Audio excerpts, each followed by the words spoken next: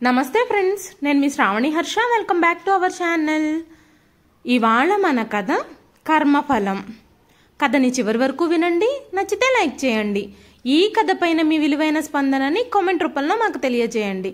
కొత్తవారు ఎవరైనా చూస్తున్నట్లయితే మన ఛానల్ని సబ్స్క్రైబ్ చేసుకోండి. శారదాదేవి గారు వంటగదిలోకి వెళ్ళినప్పుడు వంటగదిలో సరుకులన్నీ ఖాళీ అయిపోయాయి. వెంటనే ఆవిడ కొడుకు అరుణ్కి ఫోన్ చేసి, బాబు మీరెప్పుడు తిరిగి వస్తారు? మీరు నా కోసం ఉంచి వెళ్ళిన సరుకులు, బియ్యం అన్నీ ఖాళీ అయిపోయాయి. నిన్నటి నుండి నాకు చాలా ఆకలిగా ఉంది. నిన్న సాయంత్రం మీరు ఇంటికి తిరిగి వస్తారని అనుకున్నాను, కానీ మీరు రాలేదు. ఇప్పుడు నన్నేం చేయమంటావు చెప్పు? నేనేం తినాలి? నా దగ్గర డబ్బులు కూడా లేవు. పక్కింటి వాళ్ళని ఏమైనా అడిగితే మీ పరువు పోతుంది అని ఊరుకున్నాను. నేనిప్పుడు ఆకలిని భరించలేకపోతున్నాను. ఆకలితో చచ్చిపోతానేమో అనిపిస్తుంది అంటూ కొడుకుతో మాట్లాడుతున్నప్పుడు శారదాదేవి గారి కళ్ళ నుంచి కన్నీళ్ళొచ్చాయి. అమ్మా, నువ్వేం మాట్లాడుతున్నావు? వెళ్ళేటప్పుడు శాంతి నీకు ఏమేం సరుకులిచ్చిందో నేను చూశాను. ఇంత త్వరగా అన్నీ ఎలా అయిపోతాయి? నువ్వు ఏడ్చినట్టు నా దగ్గర నటించొద్దు.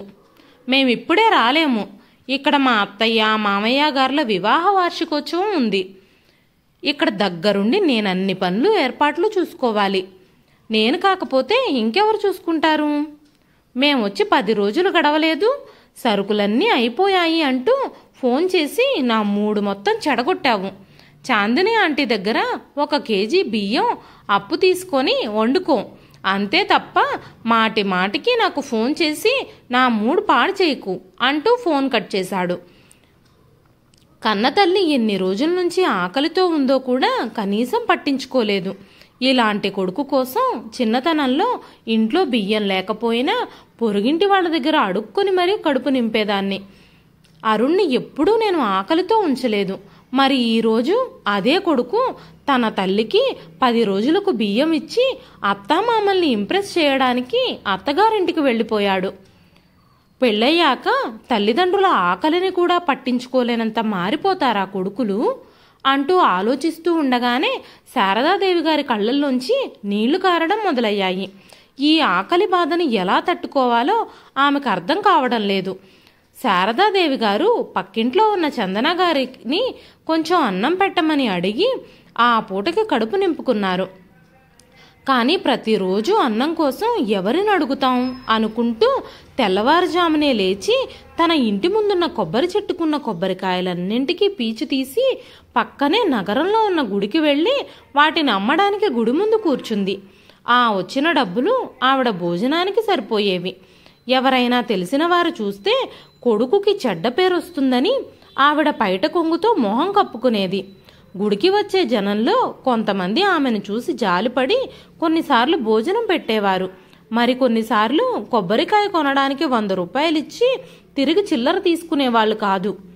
రోజు ఒక వ్యక్తి శారదాదేవి గారికి 100 రూపాయలు ఇస్తూ ఉండేవాడు. అతను దగ్గరికి వస్తున్నప్పుడల్లా అతనికి కనబడకుండా శారదాదేవి గారు తన చెంగుతో మొహాన్ని భయంగా కప్పుకునేవారు.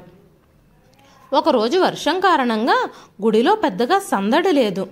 ఆకలితో ఉన్న శారదా గారు వర్షాన్ని కూడా లెక్క చేయకుండా ఎవరో ఒకరు 1 కొబ్బరికాయ కొనకపోతారా అన్న ఆశతో ఎదురు చూస్తున్నారు. కాసేపటికి రోజు ఏ వ్యక్తి అయితే ఆమె దగ్గర అలవాటుగా కొబ్బరికాయ కొని 100 రూపాయలు ఇస్తాడో ఆ వ్యక్తి గుడి దగ్గరకు వచ్చి కొబ్బరికాయ కోసం శారదాదేవి గారి ఎదురుగా నిలబడినప్పుడు శారదాదేవి గారి తలపై నుంచి చెంగు ఎగిరిపోయింది. ఆ వ్యక్తి కళ్ళు శారదాదేవి గారి మీద పడగానే అతని కాళ్ల కింద నేల జారిపోయింది. శారదాదేవి గారు గబగబా కొంగు తల మీద కప్పుకొని అక్కడి నుంచి వెళ్ళిపోవడం ప్రారంభించారు. ఆ మనిషి ఇంకా నిశ్చేష్టుడై అక్కడే నిలబడి ఉన్నాడు. అలాంటి స్థితిలో ఉన్న శారదాదేవి గారిని చూసి ఆ వ్యక్తి కళ్ళల్లో నీళ్లు తిరిగాయి. మరోవైపు శారదాదేవి గారి కళ్ళల్లోనూ నీళ్లు ఆగడమే లేదు. భర్త పోయిన తర్వాత తనకు ఈ పరిస్థితి వస్తుందని ఆవిడ ఊహించలేదు. శారదాదేవి గారికి 1 కొడుకు 1 కూతురు. తన కొడుకు చదువు పూర్తయ్యాక ఉద్యోగం రావటంతో శారదాదేవి గారు కొడుకు పెళ్లి గురించి ఆలోచించింది. శాంతి నగరంలోని ఒక పెద్ద బిజినెస్ మ్యాన్ కూతురు. చూడ్డానికి చాలా అందంగా ఉంటుంది. అంతేకాకుండా అందరితో తొందరగా కలిసిపోతుంది. ఏ పనైనా తొందరగా నేర్చుకొని చాలా పర్ఫెక్ట్గా చేసేది. ఆ ఇంట్లో ఇద్దరన్నల మధ్యలో పెరిగిన గారాల చెల్లెలు. ఒకరోజు శాంతి నాన్నగారు అరుణ్ని తన కుటుంబం గురించి వివరాలు అడిగారు. అరుణ్, నాకు ఒక చెల్లెలు, తల్లి ఉన్నారు. మా నాన్నగారు చనిపోయారు. చెల్లెలకు పెళ్ళైపోయింది. నాకు ఇంకా పెళ్లి కాలేదు అని చెప్పగానే రాజారాం గారికి అరుణ్ తన కూతురికి తగిన వరుడు అని అనిపించడం మొదలైంది. ఆ రోజు సాయంత్రం అరుణ్ని తన ఇంటికి ఆహ్వానించారు రాజారాం గారు. తడబడుతూ అరుణ్ శాంతి వాళ్ళ ఇంటికి వెళ్ళాడు. అంత విలాసవంతమైన ఇల్లు, కాస్ట్లీ ఫర్నిచర్ చూసి చెలించిపోయాడు. అప్పుడే శాంతి అరుణ్ని చూసింది. అందమైన అరుణ్ని చూడగానే శాంతి అతనితో ప్రేమలో పడింది. రాజారాం గారు కూడా కోరుకున్నది అదే. రాజారాం గారు పెళ్లి విషయాల గురించి మాట్లాడడానికి శారదాదేవి గారిని కలవడానికి వెళ్ళినప్పుడు ఆమె చాలా మర్యాదలు చేసింది. వారి సంభాషణలో అతను తన ఏకైక కుమార్తెను అరుణ్కిచ్చి వివాహం చేయాలి అని అనుకుంటున్నాను అని చెప్పాడు. అది విన్న అరుణ్ తల్లి తడబడుతూ, మీరు పెద్దవాళ్ళు, మీ కూతురు మా ఇంట్లో ఎలా ఉంటుంది అని సందేహం వ్యక్తం చేశారు. అప్పుడు రాజారాం గారు నవ్వుతూ, మా కూతురు ప్రతి పరిస్థితిని అర్థం చేసుకోగలదు, ఎక్కడైనా ఇమిడిపోగలదు అని చెప్పారు. ఆ తర్వాత ఒక శుభముహూర్తంలో అరుణ్కి శాంతికి పెళ్లి జరిగిపోయింది. అరుణ్ చాలా సంతోషించాడు. భార్యాభర్తలిద్దరూ 2 నెలల పాటు చాలా చోట్లకి హనీమూన్ ట్రిప్స్ వెళ్లారు, షాపింగ్లు చేశారు. ఆ తర్వాత అరుణ్ ఆఫీస్కి వెళ్ళడం మొదలుపెట్టాడు. కొన్ని రోజుల తర్వాత శాంతి తన స్నేహితులను ఇంటికి ఆహ్వానించడం మొదలుపెట్టింది.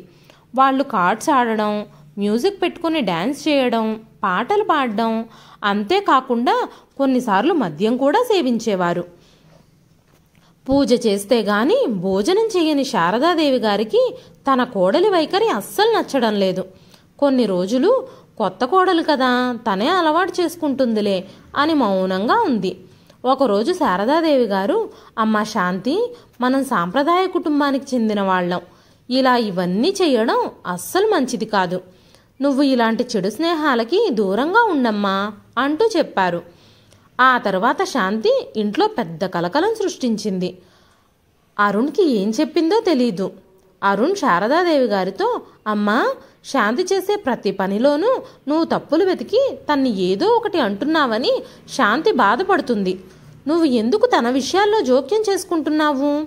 నువ్వు తనకి ఏ విషయంలో అడ్డుపడ్డానికి వీల్లేదు. ఈ ఇంట్లో తనకి పూర్తి స్వేచ్ఛ ఉంది అంటూ తల్లిని మందలించాడు. ఆ రోజు శారదాదేవి గారు చాలా ఏడ్చారు. శారదాదేవి గారు ఇంట్లో జరిగే విషయాలన్నీ చూస్తూ మౌనంగా ఉండేవారు. అలా రోజులు గడుస్తున్నాయి. అరుణ్కి ఒక కొడుకు పుట్టాడు.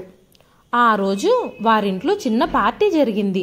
చాలా రోజుల తర్వాత తన కూతుర్ని కలుసుకున్నందుకు శారదాదేవి గారు చాలా సంతోషించారు. అది శాంతి తల్లికి ఏమాత్రం నచ్చలేదు. ఆ పార్టీ జరిగిన మరుసటి రోజు శాంతి తల్లి పెద్ద గొంతుతో, నా చైన్ కనిపించడం లేదు, దాన్నెవరో దొంగిలించారు అని అరవడం మొదలుపెట్టింది. అదే సమయంలో ప్రత్యూష తన ఇంటికి తిరిగి వెళుతూ ఉంది. శాంతి తల్లి ప్రత్యూషని ఆపి తన బ్యాగ్ చెక్ చేయడం మొదలుపెట్టారు. అప్పుడు తన చీర మడతల మధ్యలో ఆ చైన్ దొరికింది. కావాలనే శాంతి తల్లి ప్రత్యూషని అందరి ముందు అవమానించాలని ఆ చైన్ తన బ్యాగులో వేసింది. వెంటనే శాంతి అరుణ్తో, చూడు, మీ చెల్లి చైన్ దొంగిలించింది, డబ్బు లేని వాళ్ళకి ఇలాంటి బుద్ధులే ఉంటాయి అంటూ మాట్లాడింది. అరుణ్ కూడా భార్యనే సపోర్ట్ చేశాడు. అప్పుడు ప్రత్యూష ఏడుస్తూ, వదినా, ఈరోజు నిర్దోషినైన నా మీద నువ్వు ఇంత పెద్ద నింద వేశావు కదా, ఇలాంటి నిందను ఏదో ఒక రోజు నువ్వు మొయ్యాల్సి వస్తుంది అని ఏడుస్తూ అక్కడి నుంచి వెళ్ళిపోయింది. మళ్ళీ తిరిగి వాళ్ళింటికి రాలేదు. శారదాదేవి గారు తన కూతురు మీద అంత పెద్ద నింద పడినందుకు చాలా బాధపడ్డారు. కూతురు మీద బెంగతో అనారోగ్యం పాలయ్యారు. రోజు రోజుకి శారదాదేవి గారి ఆరోగ్యం క్షీణిస్తూ వచ్చింది. ఒకరోజు శాంతి అరుణ్తో, మీ అమ్మగారి కారణంగా నేను అసలు మా పుట్టింటికి వెళ్ళడానికి వీలు కుదరడం లేదు. బబ్లుకి వేసవి సెలవులు ఇచ్చారు. నేను ఒక 10 రోజులు మా పుట్టింటికి వెళ్ళాలనుకుంటున్నాను. నేను ఒక్కదాన్నే వెళితే ఏం బాగుంటుంది? మీరు రాకపోతే అందరూ బాధపడతారు. అందుకని మీరు కూడా నాతో పాటు రావాలి అంది. దానికి అరుణ్, అది సరే కానీ మరి మా అమ్మను కూడా మనతో పాటు తీసుకెళ్దామా అన్నాడు. మీరేం మాట్లాడుతున్నారు? మీ అమ్మని మనతో పాటు తీసుకెళ్తే అక్కడ మా అన్నయ్యలు, వదిన్లు అందరూ మీ అమ్మని చూసి ఎగతాళి చేస్తారు. నా పరువంతా పోతుంది. మీ అమ్మగారికి అస్సలు సరిగ్గా మాట్లాడడం తెలీదు, కొంచెం కూడా మేనర్స్ తెలీదు. మీ అమ్మ 10 రోజులు ఇక్కడే ఉంటుంది అంది శాంతి. ఆ మాటలకి అరుణ్, ఒక్కసారి ఆలోచించు. మనం వెళ్ళిపోతే అమ్మ ఒక్కటే ఎలా ఉంటుంది? ఆవిడకు భోజనం ఎవరు పెడతారు? మార్కెట్ నుంచి సరుకులు, కూరగాయలు ఎవరు తెచ్చిస్తారు అన్నాడు. అరుణ్ మాటలకు శాంతి, మీ అమ్మగారి మీద ఎక్కడలేని ప్రేమ పొంగుకొస్తుందే. నా గురించి ఎప్పుడైనా మీరు ఇంతలా ఆలోచించారా? మీ అమ్మగారు తన కోసం కొంచెం అన్నం కూడా వండుకోలేరా? రోజు ఇంట్లో పాత్రలు కడగడం, బట్టలు ఉతకడం అన్ని పనులు ఆవిడే చేస్తారు. వంట మాత్రమే నేను చేస్తాను. ఓ 10 రోజులు కొంచెం అన్నం కూడా వండుకోలేరా? అయినా కూరగాయలు తీసుకురావాల్సిన అవసరం ఏముంది? 2 కిలోల ఉల్లిపాయలు, 1 కిలో బంగాళదుంపలు, 1/2 కేజీ టమాటాలు ఇంట్లో ఉన్నాయి. బియ్యం ఎలాగూ ఇంట్లోనే ఉంటాయి. అవే 10 రోజులకి హాయిగా సరిపోతాయి. ఇంకా ఆవిడ కోసం సరుకులు తేవలసిన అవసరం ఏమీ లేదు. అసలే మనకిప్పుడు చాలా ఖర్చులున్నాయి. మా అమ్మ వాళ్ళ ఇంటికి వెళ్ళేటప్పుడు వాళ్ళందరికీ గిఫ్ట్లు తీసుకోవాలి కదా. మా అమ్మా నాన్నల వివాహ వార్షికోత్సవం కూడా దగ్గరలో ఉంది. దానికి వారికి బట్టలు, బహుమతులు తీసుకోవాల్సి వస్తుంది అని చెప్తూ వంటింట్లోకి వెళ్ళింది. అప్పుడు బబ్లు నానమ్మ దగ్గరికి వెళ్ళి, నానమ్మ, మేమందరం మా అమ్మమ్మ వాళ్ళ ఇంటికి వెళ్తున్నాం, కానీ మిమ్మల్ని తీసుకెళ్లట్లేదు. మీరు ఇక్కడే ఒంటరిగా ఉండాలి అంటూ నానమ్మని ఎగతాళి చేయడం మొదలుపెట్టాడు. అక్కడే కూర్చున్న పక్కింటి చందన గారు శారదాదేవి గారితో, మీ కోడలు పిల్లలకు ఎలాంటి విలువలు నేర్పిందో చూడండి. మా ఇళ్లల్లోనూ పిల్లలున్నారు. మమ్మల్ని ఎప్పుడూ ఇలా చులకం చేసి మాట్లాడలేదు. ఈ రోజుల్లో కోడళ్ళు పిల్లలకి అమ్మమ్మలు మంచివాళ్లని, నాన్నమ్మలు చెడ్డవాళ్లని నేర్పిస్తున్నారు అంది. ఆ మాటలకు శారదాదేవి గారు, అరే అక్క, అలాంటిదేమీ లేదు. వాడేదో సరదాగా మాట్లాడుతున్నారు. మీ కొడుకు, కోడలు మిమ్మల్ని వదిలి ఎప్పుడు ఎక్కడికి వెళ్ళరా ఏంటి అంటూ తన ఇంట్లోకి వెళ్ళిపోయింది. చందన గారు కూడా తన ఇంటికి తిరిగి వెళ్ళిపోయారు. మరుసటి రోజు శారదాదేవి గారు అరుణ్ కోసం ఎదురు చూడడం ప్రారంభించారు. శాంతి కళ్ళు శారదాదేవి గారిపై పడగానే, అత్తయ్య గారు, ఇంటి పనులన్నీ అయిపోయాయి. మీరెందుకు ఇక్కడ మౌనంగా కూర్చున్నారు? మీ గదిలోకి వెళ్ళొచ్చు కదా అంది. అప్పుడు శారదాదేవి గారు, పర్లేదమ్మా, నేను ఇక్కడే కూర్చుంటాను అన్నారు. ఆ మాటలకు శాంతి, నాకు బాగా అర్థమవుతుంది. మీకిప్పుడు ఏదో కావాల్సి వచ్చుంటుంది. అందుకే మీరు మీ కొడుకు కోసం ఎదురు చూస్తూ ఉన్నట్టున్నారు. మీకు కొంచెం కూడా బుద్ధుండదు. ఆఫీసులో అన్ని టెన్షన్స్తో వచ్చిన మీ కొడుకుని ఎప్పుడూ ఏదో ఒకటి చెప్పి విసిగిస్తూనే ఉంటారు మీరు అంటూ ఉండగానే అరుణ్ ఆఫీస్ నుంచి ఇంటికొచ్చాడు. అప్పుడు శారదాదేవి గారు కొడుకుకి దగ్గరగా వెళ్ళి, బాబు అరుణ్, నువ్వు మీ నాన్నగారి పెన్షన్ డబ్బు తీసుకున్నావా? నాకు కొంచెం డబ్బులిచ్చి వెళ్తావా అనగానే, శాంతి, మీ అబ్బాయి ఉద్యోగం చేసి సంపాదిస్తున్నా గాని మీ డబ్బులు తీసుకునే బిచ్చగాళ్ళ కనిపిస్తున్నాడా? మీకు తిండి తిప్పలు, బట్టలు అన్నీ మేమే చూస్తున్నాం. వాటి కోసమని ఆ పెన్షన్ డబ్బులు తీసుకుంటున్నాం. ఇంకా డబ్బు అడగడానికి మీకు సిగ్గుండాలి అనగానే అరుణ్, అమ్మా, నాన్నగారి పెన్షన్ డబ్బులు తీసుకొచ్చి నేను శాంతికే ఇచ్చాను. శాంతినే కదా ఇల్లంతా నడిపిస్తుంది. మీకు డబ్బు కావాలంటే శాంతిని అడగండి. తను మీకు మీ డబ్బుల్ని మీ ఏ ఖర్చులకు ఖర్చు పెట్టిందో లెక్కలు కూడా చెప్తుంది అనగానే శారదాదేవి గారు, చచ్చా, అలాంటిదేమీ లేదు బాబు. నేను మిమ్మల్ని లెక్కలెందుకు అడుగుతాను? నేను గుడికో, మార్కెట్కో, బయటికి ఎక్కడికన్నా వెళ్ళినప్పుడు ఏదైనా కొనుక్కోవాలి అనిపిస్తుంది. గుళ్ళో ఒక 10 రూపాయలు దానం చేయాలి అనిపిస్తుంది. అలాంటప్పుడు నా దగ్గర కొన్ని డబ్బులుంటే మంచిది కదా అంది. అయినా అమ్మా, నువ్వు గుడికెళ్ళినప్పుడు దానం చేయాల్సిన అవసరం ఏముంది? దానాలు చేసేంత గొప్పవాళ్ళమేమీ కాదు మనం. నీకింకా బయట అవసరాలు ఏముంటాయి? ఏం కావాలన్నా మేమే చూసుకుంటున్నాం కదా అన్నాడు. శారదాదేవి గారు వెంటనే టాపిక్ మార్చి, బాబు, బబ్లు మీరందరూ కలిసి 10 రోజులు ఊరికి వెళుతున్నారు అని చెప్పాడు. ఈ 10 రోజులు నేను ఒంటరిగా ఎలా ఉండాలి బాబు అనగానే వంటగదిలోంచి శాంతి గబగబా బయటకొచ్చి, మీరేం మాట్లాడుతున్నారు అత్తయ్య గారు? నేను నా జీవితాంతం మీ సేవ చేస్తూ ఈ ఇంట్లోనే పడుండాలా? నేను మా తల్లిదండ్రుల దగ్గరకు వెళ్ళడానికి కూడా వీల్లేదా? మీకోసం నేను నా తల్లిదండ్రులను వదులుకోవాలా? మేము 2 రోజుల్లో ఖచ్చితంగా మా ఇంటికి వెళ్ళి తీరాల్సిందే. అందులో ఏ మార్పు లేదు. అంతకంటే ముందే మీరు ఇల్లంతా శుభ్రం చేయండి అని చెప్పి తన గదిలోకి వెళ్ళిపోయింది. శారదాదేవి గారు ఇల్లంతా శుభ్రం చేశారు. శాంతి వంటగదిలో నెయ్యి, బిస్కెట్లు, డ్రై ఫ్రూట్స్ ఇంకా ఇతర సరుకులు అన్నీ కబ్బోర్డ్లో పెట్టి తాళం వేసుకుంది.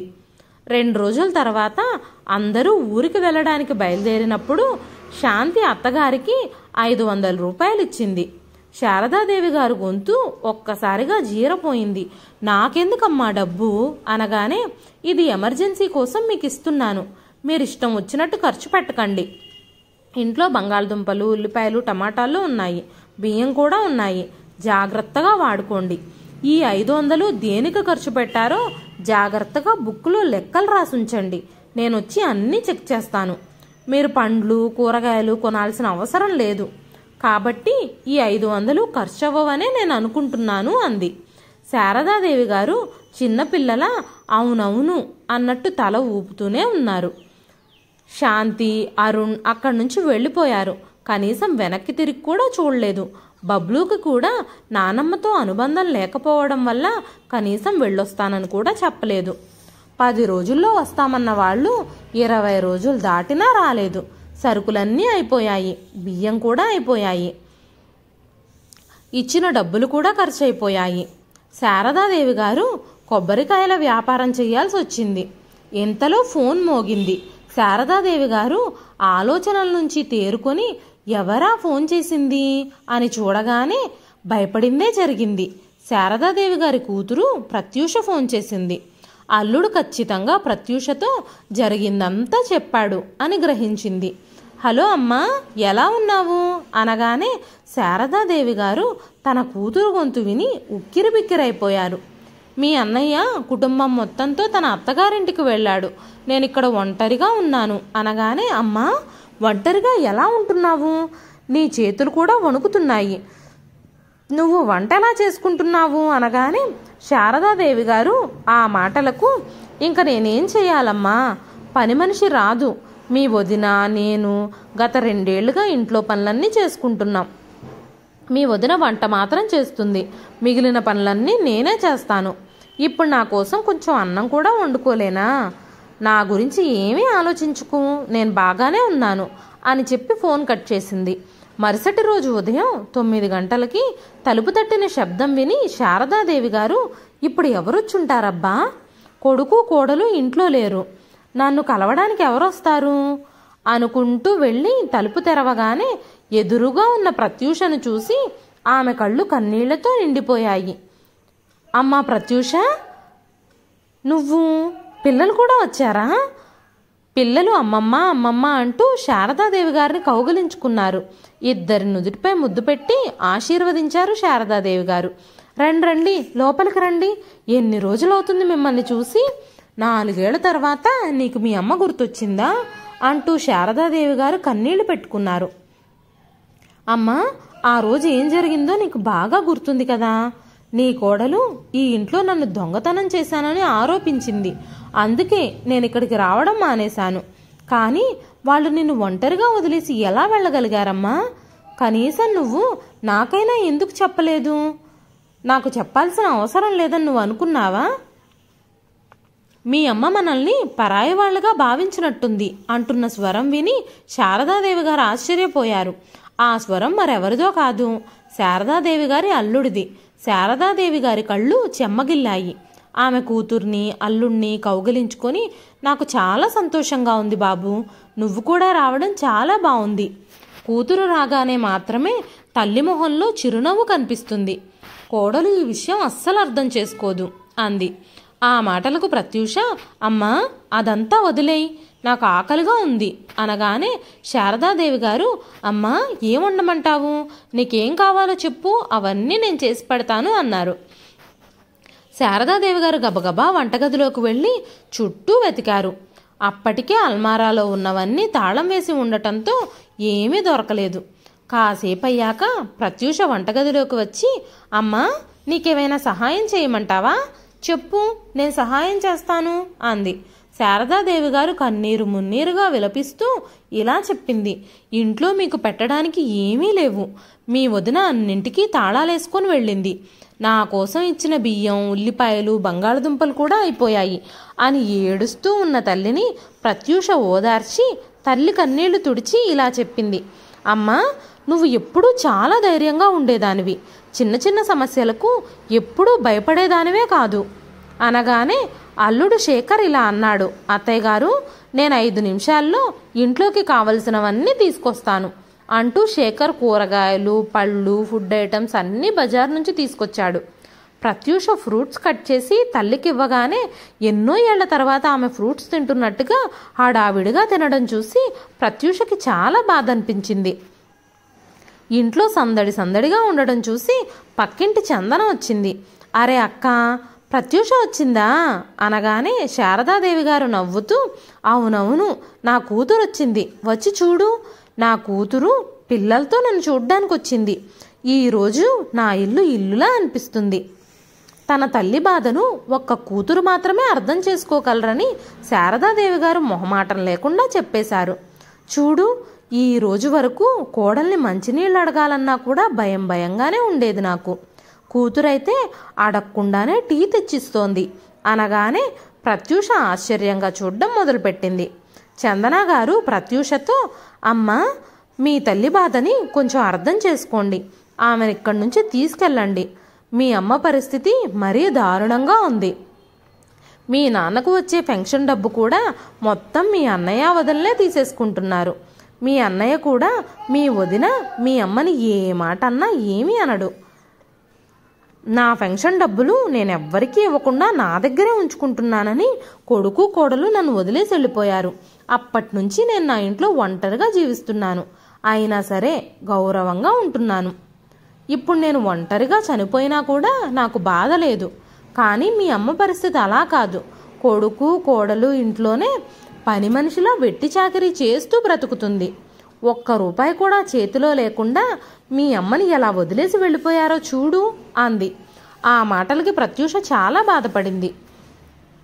2 రోజుల తర్వాత శాంతి శారదాదేవి గారికి ఫోన్ చేసి, మేము వచ్చేలోపు ఇల్లంతా క్లీన్ చేసి పెట్టండి, డబ్బులు వృధాగా ఖర్చు పెట్టకండి అంటూనే, మీ వెనకాల అంతా పిల్లలు ఆడుకుంటున్న శబ్దాలు వస్తున్నాయి, ఇంట్లో ఎవరున్నారు, మీరింటికి ఎవరిని ఆహ్వానించారు అనగానే శారదాదేవి గారు, అమ్మా, నిన్నే నా కూతురు ప్రత్యూష వచ్చింది అనగానే శాంతికి చాలా కోపం వచ్చింది. అప్పుడు ప్రత్యూష వెంటనే ఫోన్ తీసుకొని, వదినా, నేను మా అమ్మని చూడ్డానికి మా ఇంటికి రాకూడదా? నువ్వు మీ అమ్మని చూడ్డానికి మీ ఇంటికి వెళ్ళావుగా అనగానే శాంతి కోపంగా, అవునా, మా వెనకాల ఇదంతా జరుగుతుందా? నిన్ను అసలు ఎవరు పిలిచారు? 4 ఏళ్ల క్రితం నువ్వు కోపంగా ఇంటి నుంచి వెళ్ళిపోయావు. ఇన్ని రోజులు మీ అమ్మ గురించి కనీసం పట్టించుకోకుండా మళ్ళీ నా ఇంటికి ఎలా వచ్చావు అనగానే ప్రత్యూష, ఏంటి మీ ఇల్లా? ఈ ఇల్లు నా ఇల్లు కూడా. అయినా మా అమ్మ నాకేం బరువు కాదు. అమ్మనేదో ఊరికే చూసుకుంటున్నట్టు నువ్వు ఫీల్ అయిపోవాల్సిన పని లేదు. మా అమ్మ పెన్షన్ డబ్బులతోనే కదా మీరు ఆవిడ్ని పోషిస్తున్నారు అంటూ ఫోన్ కట్ చేసింది ప్రత్యూష. శాంతి అరుణ్తో ఎన్ని చాడీలు చెప్తుందో అని శారదాదేవి గారు భయపడిపోయారు. చూడమ్మా, మీ అన్నయ్య వదిన వచ్చి ఇప్పుడు ఇంట్లో రచ్చ సృష్టిస్తారు అని ప్రత్యూషతో అంది. ఆ మాటలకు ప్రత్యూష, అమ్మా, నీకెందుకు భయం? ఈ ఇల్లు నీది. ఈ ఇల్లు కట్టించింది నాన్నగారే అన్న సంగతి మర్చిపోయావా? అంతేకాకుండా ఇల్లు నీ పేరు మీదే ఉంది. నువ్వు నీ వృద్ధాప్యాన్ని ఎలా గడపాలో ఈరోజే నిర్ణయించుకో. సొంతంగా డబ్బులున్నప్పటికీ నువ్వు కొడుకు కోడలి ముందు చెయ్యి చాపాలని కోరుకుంటున్నావా? లేక శేష జీవితాన్ని సంతోషంగా గౌరవంగా గడపాలి అనుకుంటున్నావా? కూతురు మాటలకు శారదాదేవి గారికి ఎంతో ప్రోత్సాహం వచ్చింది. శారదాదేవి గారు తన భర్త యొక్క పాత స్నేహితుడైన లాయర్ని పిలిపించి జరిగిన సంఘటన అంతా చెప్పి ఇంటి కొత్త పత్రాలు సిద్ధం చేసింది. అందులో శారదాదేవి గారు ఇంటికి తన కూతురు పేరును నామినీగా మార్చింది. మరుసటి రోజు శాంతి కుటుంబంతో హడావిడిగా తిరిగొచ్చింది. రాగానే అరుణ్, మేమటు వెళ్ళగానే మీరు మా అమ్మని చూడడానికి వచ్చారా? ఇక మీరు మీ సామాన్లు తీసుకుని బయటకు వెళ్ళొచ్చు అంటూ ప్రత్యూషతో అన్నాడు. ఆ మాటలకు ప్రత్యూష నవ్వుతూ, ఈ ఇల్లు నాది కూడా, ఈ ఇంట్లో నేను కూడా భాగస్వామిని అనగానే శాంతి, ఓహో, ఆస్తి వాటాలు పంచుకోవడానికి వచ్చావా అంది. ఆ మాటలకు శారదాదేవి గారు, నా కూతురు గురించి ఇంకొక్క మాట మాట్లాడితే నీకు మర్యాద దక్కదు కోడలా. నా కూతురు వైపును ఒక్క అడుగు వేశావంటే నాకంటే చెడ్డవారు ఇంకొకరుండరు అన్నారు. వారం రోజులు నా కూతురు అల్లుడు నాకు మంచి భోజనం పెట్టి బలాన్నిచ్చారు. నువ్వు నీ తల్లిదండ్రుల కోసం ఎలాగైతే మంచి మంచి బహుమతులు తీసుకెళ్తావో అలాగే నా కోసం కూడా నా కూతురు చాలా తీసుకొచ్చింది అనగానే శాంతి కోపంగా అత్తగారి వైపుకు వస్తూ, మీరు ఇంకొక మాట మాట్లాడినా మీకు మర్యాద ఉండదు అని వేలు చూపిస్తూ అత్తగారి మీదకు రాబోయింది. వెంటనే శారదాదేవి గారు శాంతి చెంప చెల్లుమనిపించారు. నీకు కొంచెం కూడా మంచి మర్యాద లేదు. మీ అమ్మా నాన్నలు నీకు ఇదే నేర్పించినట్టున్నారు. ఈ ఇల్లు నాది, నా కూతురు నా ఇంటికొచ్చింది, తను ఎక్కడికి వెళ్ళదు అనగానే అరుణ్ గబగబా ముందుకొచ్చి, అమ్మా నీకేమన్నా మతిపోయిందా? నువ్వేం చేస్తున్నావు? నా భార్య మీద నువ్వు చెయ్యెందుకెత్తావు అనగానే అరుణ్ 2 చెంపలు పగలగొట్టారు శారదాదేవి గారు.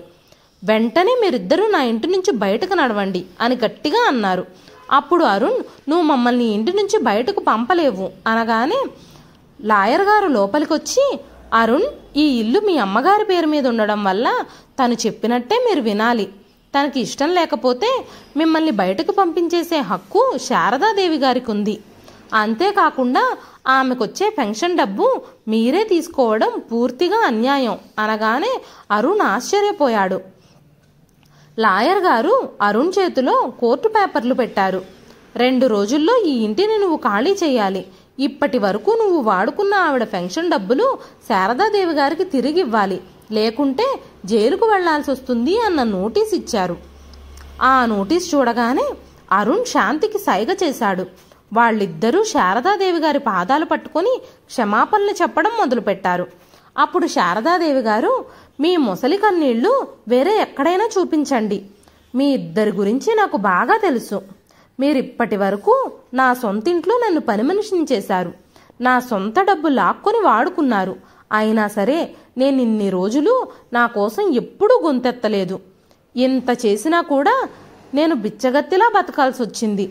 ఆకలితో అలమటిస్తున్నానని ఫోన్ చేసినా కూడా నువ్వు మీ అత్తగారి వివాహ వార్షికోత్సవానికి ఇచ్చిన విలువ కూడా ఈ కన్నతల్లి ప్రాణానికి ఇవ్వలేదు. మీరు వెంటనే ఇంటి నుంచి బయటకు వెళ్ళండి, నాకు మీ ముఖాలు కూడా చూడాలని లేదు అంటూ శారదాదేవి గారు తన గదిలోకి వెళ్ళిపోయారు. 2 రోజుల తర్వాత అరుణ్, శాంతి ఇంటి నుంచి బయటకు వెళ్ళిపోయారు. ఇప్పుడు ఆ ఇంట్లో శారదాదేవి గారు ఒంటరిగా ఉంటున్నారు. ప్రత్యూష తన తల్లి గురించి చింతించడం ప్రారంభించింది. తనతో పాటు రావాలని అల్లుడు శేఖర్ అడిగినా కూడా శారదాదేవి గారు నిరాకరించారు. ప్రత్యూష బాగా ఆలోచించి ఈ సమస్యకు ఒక పరిష్కారం ఆలోచించింది. పై పోర్షన్ ఒక ఫ్యామిలీకి రెంట్కిచ్చి తల్లితో పాటు ఇంట్లోనే ఉండే పని మనిషిని నియమించింది. తల్లికి రోజు ఫోన్ చేసి మాట్లాడుతూ 2-3 నెలలకు ఒకసారి వచ్చి ఆమెను చూసి వెళుతూ ఉండేది. శారదాదేవి గారు ప్రతిరోజు గుడికి వెళుతూ తనకి ఇష్టమైన ఆహారం తింటూ తను కావాలనుకున్న పని చేస్తూ హాయిగా గడపసాగారు. ఆమె తన కొడుకుతో సంబంధాన్ని తెంచుకుంది కాబట్టి ఇప్పుడు ఆవిడ మనసు కూడా ప్రశాంతంగా ఉంది. కాలం గడిచిపోయింది. శాంతి కొడుకు బబ్లు పెద్దవాడయ్యాడు. శాంతి తనలాంటి ధనిక కుటుంబానికి చెందిన అమ్మాయితో బబ్లు వివాహం జరిపించింది. శాంతిలాగానే శాంతి కోడలు నయనా కూడా ఆధునిక ఆలోచనలు కలిగిన అమ్మాయి. అత్తగారు కోడలు ఒకేలాంటి బట్టలు వేసుకుని పార్టీలకు వెళ్ళేవాళ్ళు. అది అరుణ్కి అస్సలు నచ్చేది కాదు. ఏ వయసులో చేయాల్సిన పనులు ఆ వయసులోనే చేయాలని భార్యకు వివరించి చెప్పేవాడు. కానీ శాంతి అరుణ్ మాటలు అస్సలు లెక్క చేసేది కాదు. కాలక్రమేణా అరుణ్ ఆరోగ్యం క్షీణించి అరుణ్ చనిపోయాడు. అప్పట్నుంచి నయన శాంతిని తన వెంట తీసుకువెళ్ళడం మానేసింది. శాంతికి చాలా బాధగా అనిపించేది. అత్తగారు ఇంట్లో తిరగడానికి కూడా నయన ఒప్పుకునేది కాదు. తన రూమ్లోంచి బయటకు రాకూడదు అని చెప్పింది. అప్పుడు బబ్లు కూడా, అమ్మా, నువ్వు ఎలాగైతే నానమ్మను తన గదిలోంచి బయటకొచ్చి ఇల్లంతా తిరగకూడదని రూల్ పెట్టావో అలాగే ఈ ఇంట్లో నీకు కూడా అదే రూల్ వర్తిస్తుంది. నువ్వు కూడా నీ గదిలోంచి బయటకు రావడానికి వీల్లేదు అని చెప్పాడు. ఆ రోజు ఆ ఇంట్లో నయన పుట్టినరోజు పార్టీ జరుగుతుంది. నయన తల్లిదండ్రులు పార్టీకి వచ్చారు.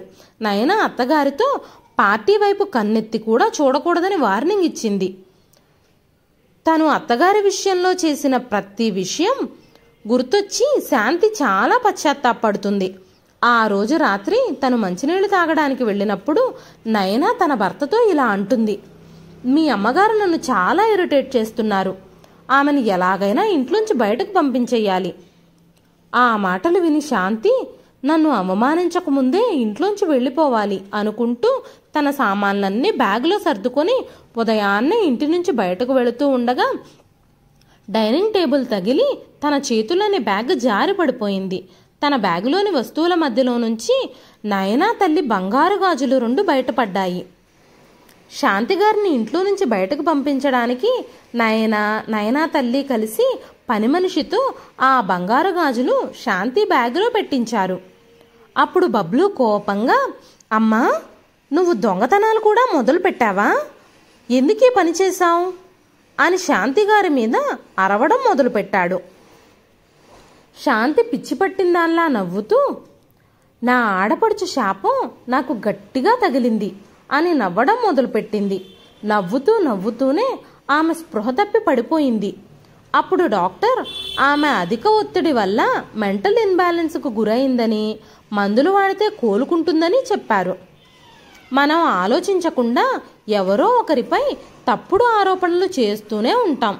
కానీ మనం అన్యాయంగా వేసిన నిందకు ఎదుటి వ్యక్తి ఎంత బాధపడ్డారు అన్నది అప్పుడు మనకు అర్థం కాదు. అలాంటి బాధను మనం స్వయంగా అనుభవించినప్పుడే ఆ బాధ మనకు అర్థం అవుతుంది. ఇదండి ఈరోజు కథ. శాంతి గారికి పడిన శిక్ష సరైందే అని మీరు అనుకుంటున్నారా? మీ విలువైన అభిప్రాయాల్ని కామెంట్ రూపంలో మాకు తెలియజేయండి. ఈ కథ నచ్చితే ఒక లైక్ చేయండి. మరెన్నో ఇలాంటి ఇంట్రెస్టింగ్ కథల కోసం మన ఛానల్ని సబ్స్క్రైబ్ చేసుకోండి. మరొక మంచి కథతో మళ్ళీ కలుస్తానండి. అంతవరకు సెలవు.